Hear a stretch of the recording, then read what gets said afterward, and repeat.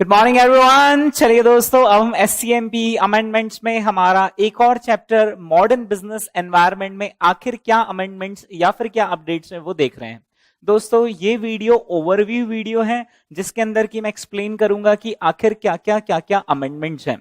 कुछ अमेंडमेंट्स मैं इसी वीडियो के अंदर एक्सप्लेन कर दूंगा और कुछ अमेंडमेंट्स आपको नीचे वाली वीडियोस में मिलेंगे इसी चैप्टर से related. Okay, now let us start with the chapter number 7 modern business environment. Okay दोस्तों, मॉडर्न बिजनेस एनवायरनमेंट में सबसे पहला अमेंडमेंट जो है वो है कॉस्ट ऑफ क्वालिटी रिपोर्ट के एग्जाम्पल्स में। ओके दोस्तों, कॉस्ट ऑफ क्वालिटी रिपोर्ट हमने पढ़ा हुआ है और उसमें हमने देखा है कि हम जो भी क्वालिटी कॉस्ट होती है उसको हम 4 सेक्शंस में क्लासिफाई करते हैं, जिसमें सबसे पहला होता है प्रिवेंशन कॉस्ट, दूसरा होता है अप्रेजल कॉस्ट, तीसरा होता है इंटरनल फेलियर और फिर एक्सटर्नल फेलियर। राइट, हर कोई जानता है कि प्रिवेंशन कॉस्ट का मतलब क्या, अप्रेजल का मतलब क्या, इंटरनल फेलियर और एक्सटर्नल फेलियर का मतलब क्या।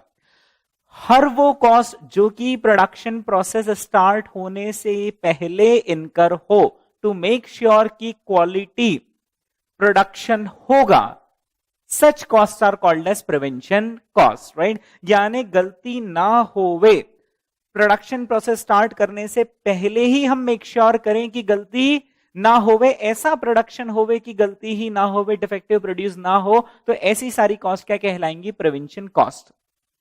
जब आपने एक बार प्रोडक्शन मशीन का बटन स्टार्ट कर दिया या आपने सप्लायर से रॉ मटेरियल मंगवाने के लिए फोन कॉल कर दिया, अब प्रोडक्शन प्रोसेस स्टार्ट हो चुकी है, इस दौरान अगर आप कुछ कॉस्ट इनकर करते हो टू मेक श्योर कि क्वालिटी प्रोडक्ट्स प्रोड्यूस हो, डिफेक्ट्स ना हो, this cost are called as appraisal cost. इतना सब ध्यान रखने के बावजूद भी अगर फेलियर हो गया यानी कि डिफेक्टिव गुड्स प्रोड्यूस हो गए, तो अब इन डिफेक्टिव्स को रेक्टिफाई करने की कॉस्ट या डिफेक्टिव्स में जो हमारा नुकसान हुआ इसे हम कहते हैं इंटरनल फेलियर। लेकिन अगर यही डिफेक्टिव गुड्स हमारी नजरों से बच गए और कस्टमर के हाथ लग गए और फिर कस्टमर तक ये बात पहुंच गई कि हमारे गुड्स डिफेक्टिव है, फिर उसने हमें रिटर्न करवाया, रिप्लेसमेंट करवाया, वारंटी दी, तो ऐसा फेलियर क्या कहलाएगा, एक्सटर्नल फेलियर। राइट, तो डेफिनेशंस में कोई चेंज नहीं है, डेफिनेशंस जो आपके नोट्स में लिखी हुई है वही है। चेंज क्या किया है आईसीआई ने, जो एग्जाम्पल्स लिखे थे वो उन्होंने अपडेट कर दिए। ठीक है, तो दोस्तों ये रहे वो एग्जाम्पल्स जो कि आईसीआई के न्यू सिलेबस के स्टडी मटेरियल एडिशन 2021 में लिखे हुए हैं इन चारों तरह की कॉस्ट को लेकर। ओके, तो आपको क्या करना है, बेसिकली ये रहे आपके नोट्स जिसमें ये कुछ एग्जाम्पल्स लिखे हुए हैं। फॉर एग्जाम्पल ये थी प्रिवेंशन कॉस्ट और ये प्रिवेंशन कॉस्ट के एग्जाम्पल्स लिखे हुए हैं, है ना। लेकिन ये जो एग्जाम्पल्स है इसी के साथ साथ आप क्या करना, जो मैं यहां पर आपको अमेंडमेंट में और एडिशनल एग्जाम्पल्स दे रहा हूं, ये एग्जाम्पल्स आपको और अपडेट कर लेने हैं। राइट, इसका मतलब क्या है कि क्या सर ये जो एग्जाम्पल्स पहले के लिखे हुए नोट्स में क्या ये गलत है, नहीं, ये बिल्कुल सही है। राइट, ये एग्जाम्पल्स तो हैं ही हैं प्रिवेंशन कॉस्ट के, लेकिन ये और एग्जाम्पल्स हमें ऐड कर लेने चाहिए। राइट, तो दोस्तों आपको क्या करना है, यहां पर ये जो भी जगह बची उस पर आप इन सारे एग्जांपल्स को अपडेट कर लें। राइट, जैसे अप्रेजल कॉस्ट है, अप्रेजल कॉस्ट में ये एग्जांपल्स जो एग्जिस्टिंग है वो तो है ही अपनी जगह पर, आप ये एडिशनल एग्जांपल्स और अपडेट कर लेंगे अपने नोट्स में, है ना।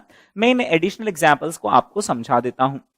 ओके, तो let us first talk about prevention cost. Prevention cost का मतलब होता है कि चीजें प्रोडक्शन प्रोसेस स्टार्ट हुई हो उससे पहले ही हमने क्वालिटी की तरफ ध्यान देना शुरू कर दिया।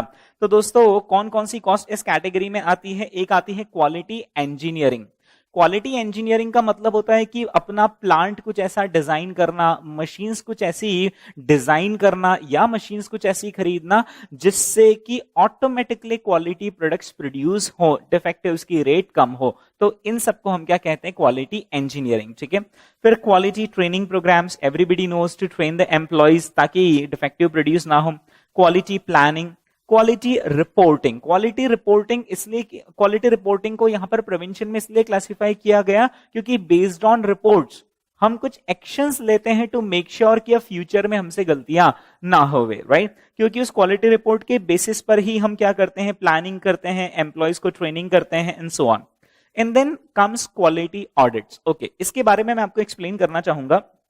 क्वालिटी ऑडिट प्रिवेंशन कॉस्ट के अंदर भी आ सकता है और क्वालिटी ऑडिट अप्रेजल कॉस्ट के अंदर भी आ सकता है। ओके, आप यहां पर देखेंगे तो जो हमारे नोट्स में क्वालिटी ऑडिट था वो पहले यहां पर कहीं पर भी नहीं था और यहां पर अप्रेजल कॉस्ट के अंदर था क्वालिटी ऑडिट्स, राइट। तो क्वालिटी ऑडिट का क्लासिफिकेशन प्रिवेंशन कॉस्ट में भी हो सकता है और क्वालिटी ऑडिट का क्लासिफिकेशन अप्रेजल कॉस्ट में भी हो सकता है। वो डिपेंड करता है कि आखिर आप क्या ऑडिट के अंदर आप एग्जैक्टली क्या करने वाले हैं। ओके, अगर आप सिस्टम्स ऑडिट कर रहे हैं, यानी कि आप मेक श्योर कर रहे हैं कि जो मैंने सिस्टम इंस्टॉल किया है वो करेक्टली काम करेगा या नहीं, आप कुछ ट्रायल उसके अंदर रन करके देख रहे हैं, राइट, तो ये जाएगा किसमें, प्रिवेंशन में। लेकिन हाँ, एक बार सिस्टम वर्क कर रहा है और आप उस डेटा पर ऑडिट कर रहे हैं तो ये जाएगा कहां पर, अप्रेजल कॉस्ट में, राइट। यानी सिंपल सी बात है, आप भी जब ऑडिट करने जाते हैं तो अगर आप 31 मार्च तक का डेटा का ऑडिट कर रहे हैं तो ये तो चीजें होने के बाद हो रहा है, तो ये कहां जाएगा, अप्रेजल में। लेकिन आप नेक्स्ट ईयर के लिए कोई ऐसा सिस्टम इंस्टॉल कर रहे हैं जिससे कि चीजें क्रॉस वेरीफाई हो, गलतियां ना हो, एरर्स ना हो, तो इसको हम कहां पर लेंगे, प्रिवेंशन कॉस्ट के अंदर लेंगे। Is that clear? Okay, now the question is कि सर मान लीजिए आईसीआई ऐसा बताए नहीं कि कौन सा वाला ऑडिट की वो बात कर रहे हैं और सिंपल वो वर्ड क्वालिटी ऑडिट लिख दें एग्जाम में और हमें बोले कि बताओ कि ये किस में आएगा, प्रिवेंशन में, अप्रेजल में। तो दोस्तों आप उस केस में उसको प्रिवेंशन कॉस्ट के अंदर लेकर जाना, राइट। तो आप यहां पर लिख सकते हैं quality audit, if question is silent तो फिर उसको कहां पर लेकर जाना है, प्रिवेंशन कॉस्ट के अंदर, ठीक है। क्वालिटी ऑडिट इक्वली गुड तरीके से क्लासिफाई हो सकता है प्रिवेंशन में भी और अप्रेजल में भी, लेकिन अगर क्वेश्चन साइलेंट हो तो आप उसको प्रिवेंशन के अंदर क्लासिफाई करेंगे। ओके, फिर इसके बाद दोस्तों establishing quality circles, field trials, यानी कि प्रैक्टिकली मशीन के पास जाकर उसमें कुछ ट्रायल प्रोडक्शन रन करके देखना कि गुड्स क्वालिटी प्रोडक्ट प्रोड्यूस हो रहे हैं या नहीं। Design reviews, process engineering, quality engineering और प्रोसेस इंजीनियरिंग, राइट। यहां पर प्रोसेस इंजीनियरिंग का मतलब होता है कि प्रोसेसेस कुछ ऐसी सेटअप करना, डिजाइन करना ताकि गलतियां ना होवे, right. Supplier evaluation and selection, एक अच्छे सप्लायर का इवैल्यूएशन करना आउट ऑफ 10 सप्लायर्स, तो ये कहां जाता है, प्रिवेंशन कॉस्ट में। सप्लायर का इवैल्यूएशन जाता है प्रिवेंशन में, लेकिन जब आप सप्लायर का रेटिंग करेंगे, आप आपके नोट्स में देखेंगे अप्रेजल कॉस्ट में लिखा हुआ है, अप्रेजल कॉस्ट के अंदर लिखा हुआ है आपकी किताबों में कि सप्लायर का रेटिंग कहां पर जाएगा, अप्रेजल में, लेकिन सप्लायर का इवैल्यूएशन कहां पर जाएगा, प्रिवेंशन में, राइट। सप्लायर इवैल्यूएशन का मतलब होता है कि 10 में से किसी एक 10 के 10 सप्लायर का इवैल्यूएशन करना और उसमें से किसी एक या दो या तीन को सिलेक्ट करना, right. This process comes under prevention cost. एक बार आपने 3 सप्लायर्स को शॉर्टलिस्ट कर दिया, अब आप इसके बाद जब भी खरीदने जाएंगे तो आप तीनों सप्लायर की साइट विजिट करेंगे और उनको रेटिंग देंगे उनके रॉ मटेरियल्स को कि किसका रॉ मटेरियल सबसे ज्यादा अच्छा है, सो ऑन। तो फिर ये कहां आएगा, अप्रेजल में आएगा, राइट। तो सप्लायर रेटिंग ये कहां पर आएगा, अप्रेजल में, राइट। लेकिन सप्लायर का इवैल्यूएशन कहां होगा, प्रिवेंशन में। ओके, फिर preventive equipment maintenance, everybody knows, ये तो प्रिवेंशन कॉस्ट में ही आएगा। Testing of new materials, okay, यहां पर दोस्तों आप गौर फरमाइए, अगर हम न्यू मटेरियल्स की टेस्टिंग कर रहे हैं टू मेक श्योर कि ये तो नया वाला मटेरियल आया है, ये ज्यादा अच्छा है, इससे डिफेक्टिव कम होंगे प्रोड्यूस, तो ये कहां जाएगा, प्रिवेंशन में। और एजुकेशन ऑफ सप्लायर्स, राइट। फिर दोस्तों अप्रेजल कॉस्ट के अंदर आएगा फील्ड टेस्टिंग। अब आप यहां पर गौर फरमाए, ये था फील्ड ट्रायल्स और ये है फील्ड टेस्टिंग। तो आप ध्यान रखना एग्जाम में अगर फील्ड ट्रायल वर्ड आए, राइट, तो हम ट्रायल प्रोडक्शन रन करके देख रहे हैं, राइट। तो प्रोडक्शन प्रोसेस अभी स्टार्ट नहीं हुई है, तो फील्ड ट्रायल कहां जाएगा, प्रिवेंशन में। लेकिन फील्ड टेस्टिंग का मतलब होता है कि ऑन द ग्राउंड फील्ड में प्रोडक्शन फ्लोर पर हो रहा है और हम उस हो रहे प्रोडक्शन की टेस्टिंग कर रहे हैं, तो that is called as field testing, तो that comes under appraisal cost. Okay, फिर इंस्पेक्टिंग एंड टेस्टिंग मटेरियल्स, ध्यान रखना दोस्तों, टेस्टिंग ऑफ न्यू मटेरियल कहां पर आता है, प्रिवेंशन, क्योंकि हम एक नया मटेरियल ट्राई कर रहे हैं अभी, राइट। अभी हमने प्रोडक्शन प्रोसेस स्टार्ट नहीं की, we are trying a new material, तो न्यू मटेरियल की टेस्टिंग इज प्रिवेंशन। लेकिन जो हम रेगुलर रॉ मटेरियल खरीद रहे हैं उसको इंस्पेक्ट कर रहे हैं, इंस्पेक्ट कर रहे हैं, प्रोडक्शन के दौरान हम उसकी टेस्टिंग कर रहे हैं, तो दैट इज अप्रेजल कॉस्ट, क्योंकि during that inspection and testing the production process has already started, right. फिर पैकेजिंग का इंस्पेक्शन, मेक श्योर करना कि पैकेजिंग प्रॉपर हुई है नहीं, ताकि ट्रांसपोर्टेशन में कोई दिक्कत ना आए। प्रोडक्ट एक्सेप्टेंस और प्रोसेस एक्सेप्टेंस, यानी कि प्रोडक्ट सही प्रोड्यूस हुआ है या नहीं, या प्रोसेसेस करेक्टली वर्कआउट कर रही है या नहीं। मेजरमेंट इक्विपमेंट, ये आपको लिखा हुआ है आपके नोट्स में calibration of measuring and test equipment, तो जो आपके मेजरिंग इक्विपमेंट्स है या फिर टेस्ट इक्विपमेंट्स हैं उनका इंप्रूवमेंट करना, उनका इंस्पेक्शन करना, उनकी टेस्टिंग करना is appraisal cost. And outside certification, अगर कहीं पर रिक्वायरमेंट है आउटसाइड सर्टिफिकेशन की, जैसे फॉर एग्जांपल जब हम गोल्ड लेने जाते हैं तो उसमें सर्टिफिकेशन लग सकता है, कस्टमर डिमांड कर सकता है कि मुझे हॉलमार्क चाहिए, तो हम उसको हॉलमार्क करवा के देंगे, लेट से उसके लिए 100 रुपीज लगे, तो that comes under appraisal cost, right? Okay. फिर internal failure is pretty easy, scrap, rework, redesign, retesting and down time, ये सारे किस में आएंगे? Internal failure. Okay. And then comes external failure, यानी घर की बात बाहर जा चुकी है। Cost of recalls, lost sales, returns and allowances, warranties, repaid का मतलब होता है रिफंड्स, ठीक है, और प्रोडक्ट लायबिलिटी क्लेम्स, कस्टमर की नाराजगी, लॉस्ट मार्केट शेयर और कस्टमर सपोर्ट। कस्टमर सपोर्ट ही तब देना पड़ता है जब कुछ ना कुछ प्रोडक्ट फेलियर हुआ हो, राइट? तो दोस्तों ये कुछ न्यू एग्जांपल्स थे जो कि आईसीआई ने ऐड किए हैं अपने स्टडी मटेरियल में, तो आप इनको अपने नोट्स में अपडेट कर लीजिए। हो सकता है इनमें से कुछ कुछ पॉइंट्स ऑलरेडी आपके नोट्स में हो, तो जो हो उन्हें ना लिखें, जो ना हो उन्हें आप लिख लें, ठीक है? So that was amendment number 1। Okay, now amendment number 2। SCMPE amendments में ये जो पर्टिकुलर क्वेश्चन है ना, ये आपको आपके एग्जिस्टिंग नोट्स में, एग्जिस्टिंग किताबों में मिल जाएगा। ओके, आप क्वेश्चन नंबर एग्जैक्टली ये मैंने जो लिखा हुआ है वो मेरे न्यू नोट्स का क्वेश्चन नंबर लिखा हुआ है, लेकिन आप आपके नोट्स में देख लीजिए, आपको ये यहां से टैली हो जाएगा। क्वेश्चन एग्जैक्टली ऐसा का ऐसा आपके नोट्स में है। वो जो क्वेश्चन आपके नोट्स में ना, उसमें सिर्फ पॉइंट नंबर 1 कवर्ड है, पॉइंट नंबर 2 कवर्ड नहीं था। आरटीपी नवंबर 2019 के अंदर ये क्वेश्चन प्रिंट हुआ, तो जितना अपने नोट्स में था ना उतना तो प्रिंट हुआ ही हुआ, अपने नोट्स में पॉइंट नंबर 1 तक था, बट आरटीपी नवंबर 19 ने एक और पॉइंट इसमें ऐड कर दिया। मैं ये क्वेश्चन एक्चुअली पहले, जब तक आरटीपी नवंबर 19 नहीं आई थी उसके पहले मैं ये क्वेश्चन ओल्ड सिलेबस से लेकर आया था। ओल्ड सिलेबस में सिर्फ फर्स्ट पॉइंट तक ही था, लेकिन अभी उन्होंने सेकंड पॉइंट और ऐड कर दिया, ठीक है? तो आपको क्या करना है, इस पर्टिकुलर क्वेश्चन में सेकंड पॉइंट और ऐड कर लेना है, ठीक है? क्या है आखिर second point? Advise any two measures to reduce the non conformance cost. आपको पता है दोस्तों कॉस्ट ऑफ कॉन्फॉर्मेंस क्या होता है और कॉस्ट ऑफ नॉन कॉन्फॉर्मेंस क्या होता है। कॉस्ट ऑफ कॉन्फॉर्मेंस में दो कॉस्ट आती, प्रिवेंशन कॉस्ट और appraisal cost. Cost of non conformance यानी चीजें कंफर्म नहीं हुई स्टैंडर्ड्स के हिसाब से, क्वालिटी स्टैंडर्ड्स के हिसाब से, तो जो कॉस्ट लगी, तो दो कॉस्ट कौन कौन सी लगी? इंटरनल फेलियर और external failure, right? Now what they are asking us is advice any two measures to reduce the non conformance cost. Company परेशान है नॉन कॉन्फॉर्मेंस कॉस्ट यानी कि फेलियर कॉस्ट को लेकर, और अब वो हमसे कुछ एडवाइस मांग रहे हैं, दो तरीके बताए जिससे कि हम नॉन कॉन्फॉर्मेंस की कॉस्ट को कम कर ले। ओके, तो आप इसके सोल्यूशन में देख रहे होंगे दोस्तों, यहां पर जो इनकी 57 लाख की कॉस्ट है उसमें मेजर जो कॉस्ट लग रही है वो फेलियर की कॉस्ट लग रही है, आप यहां पर देख पा रहे हैं, राइट? बहुत थोड़ी सी कॉस्ट लग रही कहां पर? Conformance cost, right? So that's why company wants to reduce the failure cost, right? अब दोस्तों अगर कंपनी को फेलियर कॉस्ट को रिड्यूस करना है तो कहीं ना कहीं उसको कॉस्ट ऑफ कॉन्फॉर्मेंस को बढ़ाना पड़ेगा, ठीक है? क्वेश्चन आपसे एडवाइस मांग रहा है कि दो तरीके क्वेश्चन आपसे एडवाइस मांग रहे हैं कि दो तरीके बताएं। दो तरीके फिक्स है, पेटेंटेड है, आपको यही दो तरीके लिखने हैं। भाई आपको क्वालिटी इंप्रूव करना है, अगर आप क्वालिटी इंप्रूव करेंगे तो ऑटोमेटिकली फेलियर नहीं होगा। And how do we improve quality? By implementing TQM, total quality management लगाएंगे तो ऑटोमेटिकली क्वालिटी इंप्रूव होगी। क्वालिटी इंप्रूव होगी तो फेलियर्स कम होंगे, इंटरनल फेलियर भी कम होंगे और एक्सटर्नल फेलियर भी कम होंगे, right? So one of the advice would be TQM।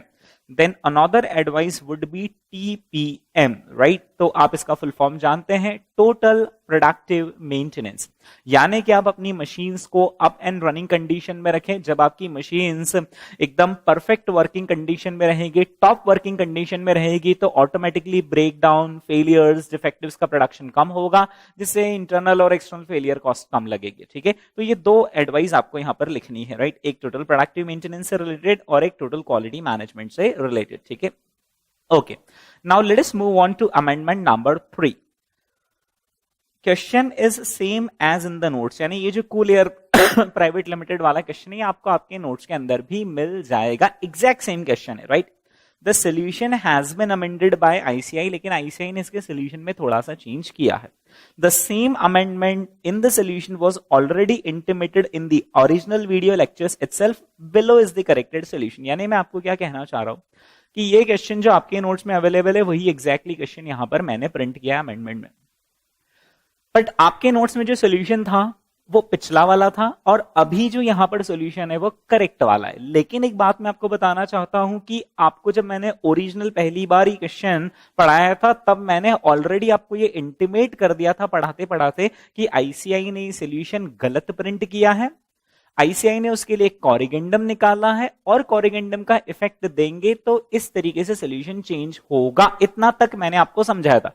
बस वो चेंज होकर नया सॉल्यूशन क्या हो जाएगा वो यहां पर प्रिंटेड है. ठीक है, तो वैसे मैंने आपको आपके नोट्स के अंदर ये सॉल्यूशन करेक्ट करवाया हुआ है, लेकिन एक बार फिर भी मैं यहां पर बता देता हूं इनकेस कभी गलती से आपसे वहां पर छूट गया हो. ओके, तो दोस्तों कहां कहां पर correction, the first point is exactly the same. Second point में मैं बता देता हूं कि आखिर कहां कहां पर करेक्शन है. ओके, यहां से लेकर ये वाला यहां तक का पोर्शन में कुछ चेंजेस हैं. ओके, फिर इसके बाद ये कुछ चेंजेस हैं यहां पर, इतना पोर्शन, ये अमाउंट चेंज हुआ है और ये अमाउंट चेंज हुआ है. खैर ये करेक्शन जहां तक मुझे याद है मैंने ऑलरेडी आपको नोट्स के अंदर करवा दिया था. इनकेस कभी मिस हो गया हो तो आप यहां से करेक्शन देख लीजिए, मैं आपको समझा देता हूं कि क्या करेक्शन है. Okay, further had the sale returns not happened, the market share would have increased by कितना यूनिट्स, 50,000 यूनिट से मार्केट शेयर इंक्रीज होगा. ओके, अब यहां पर दोस्तों क्या हो रहा है कि इस कंपनी का डिफेक्टिव आ रहा है. डिफेक्टिव्स कैसा आ रहा है कि जब ये लोग 1 लाख यूनिट्स बनाते हैं ना तो इनका 5000 यूनिट्स का डिफेक्टिव रहता है. ऐसा आप क्वेश्चन पढ़ेंगे तो आपको पता चलेगा कि 1 लाख यूनिट्स के प्रोडक्शन में इनका 5000 यूनिट्स का डिफेक्टिव रहता है. तो जब ये लोग 50,000 यूनिट्स ज्यादा बनाएंगे तो इनका 2500 यूनिट्स का डिफेक्टिव और निकलेगा, क्योंकि वो लोग 1 लाख में 5000 डिफेक्टिव बनाते हैं तो 50,000 से जब उनका प्रोडक्शन इंप्रूव होगा तो 2500 डिफेक्टिव यूनिट्स और प्रोड्यूस होंगे. हालांकि क्योंकि ये लोग इंप्रूवमेंट करेंगे तो अब ये 2500 यूनिट्स एक्सटर्नल फेलियर नहीं बनेगा, कंपनी खुद ही डिटेक्ट कर लेगी, पर ये इंटरनल फेलियर तो बनेगा. तो इन 2500 यूनिट्स की जो एडिशनल कॉस्ट है वो आईसीएआई से कंसीडर करना मिस हो गई थी पिछली बार, वो अब उन्होंने कंसीडर किए. However, additional failure for 2500 units due to increase in sales from would be incurred since this defective units have not yet been delivered to the customer. This would be net of delivery cost. यानी कि इस defective cost में क्योंकि ये internal failure हो रहा है, घर में ही डिटेक्ट हो रहा है, इसलिए इसमें external delivery की कॉस्ट नहीं लगेगी. तो यहां पर एडिशनल फेलियर की कॉस्ट आएगी 35 लाख रुपीस. वॉर माइनस करते हैं तो यहाँ पे 4,70,000 आएगा. पहले यहां पर 5,000 एक्चुअली 5 लाख में गलत बढ़ रहा हूं, 5 करोड़ 5 लाख था यहां पर, जो 4 करोड़ 70 लाख हो जाएगा. ठीक है, और यहां पर पहले लिखा हुआ था कुछ 3 करोड़ एंड 5 लाख, जो कि अब हो जाएगा 2 करोड़ 70 लाख. ठीक है, तो ये एक चेंज है सोल्यूशन में, बाकी rest of the solution is exactly the same. हाँ, एक और यहां पर जाकर भी छोटा सा चेंज है. यहां पर पहले 3 करोड़ 5 लाख लिखा हुआ था, जो कि अब आएगा 2 crore 70 lakh. Right, rest of the solution is exactly the same. Okay, अब इसके बाद दोस्तों SCMP amendment, total quality management, question number 16. Okay, mock test paper May 2020 में आईसीआई ने ये पर्टिकुलर क्वेश्चन ऐड किया है, तो मैंने इस क्वेश्चन को भी आपको समझा दिया है. जो मेरी लेटेस्ट फ्रेश थ्योरी की रिकॉर्डिंग है उसके अंदर मैंने इस क्वेश्चन को समझाया हुआ है. उसी वीडियो की क्लिपिंग आपको नीचे मिल जाएगी अमेंडमेंट 4 के नाम से. ठीक है, यहां पर हर अमेंडमेंट को नंबर दे रखा है और उस अमेंडमेंट नंबर के नाम से आपको वीडियो नीचे मिल जाएगा, तो आप उस वीडियो में इस पर्टिकुलर अमेंडमेंट को कवर कर लेंगे. Okay, now let us move on to amendment number 5. Okay दोस्तों, अमेंडमेंट नंबर 5 की कुछ ऐसी कहानी है कि ये जो पर्टिकुलर क्वेश्चन है अबाउट आदित्य ग्रुप, राइट है ना, ये क्वेश्चन आपको ऑलरेडी आपकी जो केस स्टडी बुक है उसके अंदर मिल जाएगा. ये क्वेश्चन आपको मिलेगा केस स्टडी बुक में, केस स्टडी नंबर 18 में. Right, so this question was case study 18, right, जो आपका वॉल्यूम नंबर 4 था. केस स्टडी नंबर 18 में आपको आदित्य ग्रुप वाली केस स्टडी मिल जाएगी। बट उस वक्त जब मैंने आपको वीडियो की शूटिंग करी थी तो ये पर्टिकुलर केस स्टडी मैंने आपको होमवर्क दी थी, लेकिन अब मैंने अपने जो लेटेस्ट वीडियोज है उसके अंदर इस केस स्टडी को भी पढ़ा दिया है, तो आप चाहें तो इसका भी वीडियो देख सकते हैं। ये आपको अमेंडमेंट 5 के नाम से मिल जाएगा। ठीक है, ओके। फिर इसके बाद दोस्तों एक और केस स्टडी है बिजनेस एक्सीलेंस मॉडल की, और ये केस स्टडी भी आपकी केस स्टडी की किताबों में थी। ये थी केस स्टडी नंबर 4। ये आपकी जो केस स्टडी बुक है उसमें केस स्टडी नंबर 4 के नाम से थी। जब मैंने आपके वीडियोस की शूटिंग करी थी तब मैंने इस केस स्टडी को होमवर्क में दिया था, लेकिन अब जो मेरी लेटेस्ट फ्रेश थ्योरी की रिकॉर्डिंग्स है उसके अंदर मैंने इस केस स्टडी को भी कवर कर लिया है। तो इस केस स्टडी का भी अगर आप वीडियो देखना चाहें तो वो नीचे अमेंडमेंट 6 के नाम से अवेलेबल है। ओके, मैं आपको एक चीज बताना चाह रहा हूं एक्चुअली क्या डिफरेंस है मेरी पिछली थ्योरी की रिकॉर्डिंग में और अभी वाली थ्योरी की रिकॉर्डिंग में। पिछली वाली थ्योरी की रिकॉर्डिंग में वी हैड रफली 22 लेक्चर्स, वहां पर 22 लेक्चर्स थे थ्योरी के। अभी जो नई रिकॉर्डिंग है उसके अंदर रफली 37 लेक्चर्स है, तो 22 और 37 यानी कि 15 थ्योरी लेक्चर्स यहां पर ऐड हुए हैं। इन 15 थ्योरी लेक्चर्स में क्या डिफरेंस आया है कि एक तो जो नए कॉन्सेप्ट्स आए हैं या नई चीजें आई हैं वो तो यहाँ पर फ्रेश अमेंडमेंट है ही है, राइट। इसी के साथ साथ हमने क्या करा है, जितने थ्योरी वाले चैप्टर्स हैं उसके जितने सारे केस सिनेरियोज, जितने सारे केस स्टडीज और जितने सारे क्वेश्चंस है, 100% of the questions, case studies and case scenarios have been covered in our latest theory fresh recording. तो अब हमने सारी केस स्टडी कवर कर दी और एक को भी होमवर्क नहीं दिया, सब कुछ कवर कर दिया है, राइट। तो दोस्तों ये मैंने वहां की क्लिपिंग आपको अवेलेबल करी है अमेंडमेंट 6 के नाम से, ठीक है, ओके। फिर इसके बाद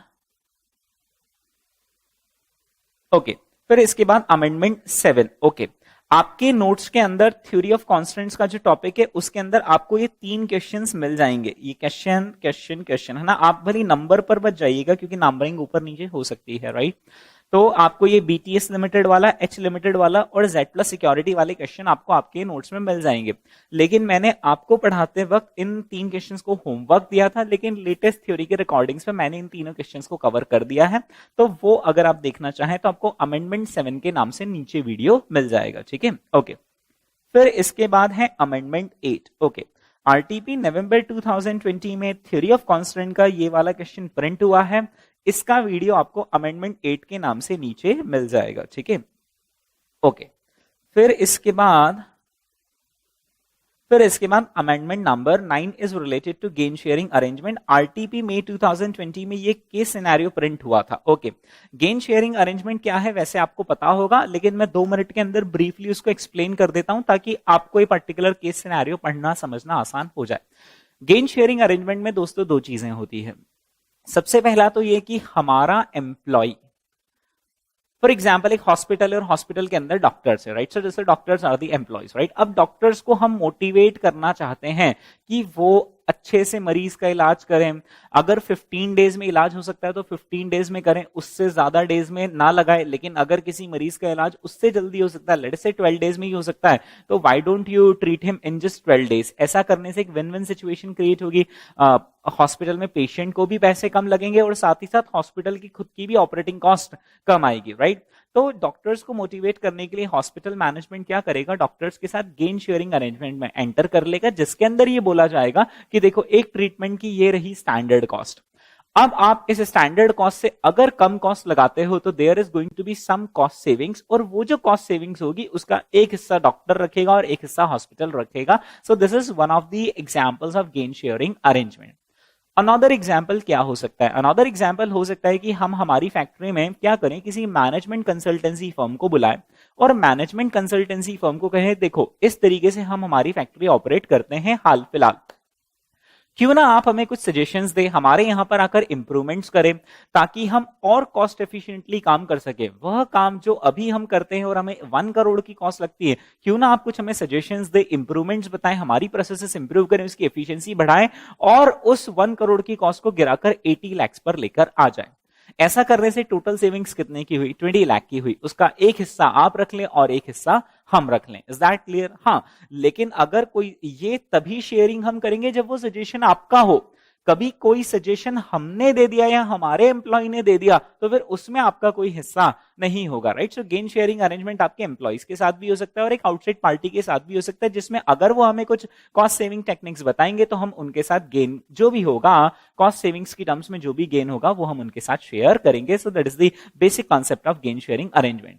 आई वुड रिक्वेस्ट यू कि ये पर्टिकुलर केस सिनेरियो पढ़ने से पहले आप गेन शेयरिंग अरेंजमेंट का जो टेक्स्ट है वो सर 1 पेजर टेक्स्ट है, आप उसको पढ़ लें और फिर आप इस केस सिनेरियो वाले अमेंडमेंट को देखें तो आपको ज्यादा अच्छे से समझ में आ जाएगा।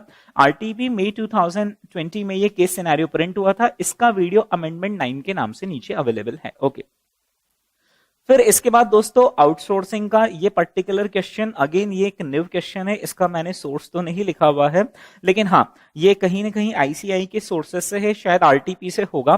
तो ये पर्टिकुलर आउटसोर्सिंग डिसीजन से रिलेटेड केस स्टडी है जिसका वीडियो आपको अमेंडमेंट 10 के नाम से नीचे मिल जाएगा, ठीक है? ओके, फिर इसके बाद सप्लाई चेन मैनेजमेंट में आरटीपी मई 2020 में ये पर्टिकुलर क्वेश्चन प्रिंट हुआ था। इसका वीडियो आपको अमेंडमेंट 11 के नाम से नीचे मिल जाएगा, ठीक है? तो हमने ये वाला क्वेश्चन भी कवर किया है। फिर इसके बाद again supply chain management topic में एक और केस स्टडी है जो कि आईसीएआई की वेबसाइट में एडिशनल केस स्टडी के नाम से आईसीआई की वेबसाइट से ली गई है ये पर्टिकुलर केस स्टडी, और इसको भी हमने हमारी लेटेस्ट थ्योरी की रिकॉर्डिंग्स में कवर किया है। वही वीडियो मैंने आपको अवेलेबल करवाया है अमेंडमेंट 12 के नाम से, तो आप इस केस स्टडी को गो थ्रू कर सकते हैं, ठीक है? तो ओके, तो दोस्तों ये थे 12 अमेंडमेंट्स जो कि चैप्टर नंबर 7 से रिलेटेड थे। Okay, thank you.